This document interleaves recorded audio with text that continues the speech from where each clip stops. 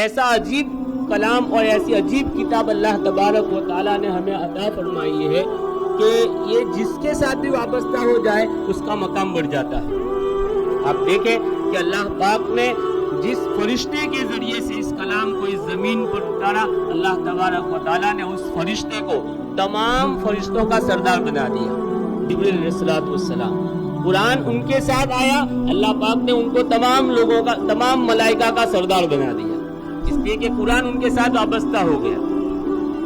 جس شہر میں اللہ پاک نے اس کلام کو اتارا، اللہ پاک نے تمام شہروں کا اس کو جو ہے بادشاہ بنا دیا۔ تمام شہروں میں پوری دنیا کے اندر اگر ضائع وقوع کے اعتبار سے اور جغرافیائی اعتبار سے دیکھا جائے تو مکہ مکرمہ سے بڑھ کر کوئی شہر نہیں ہے۔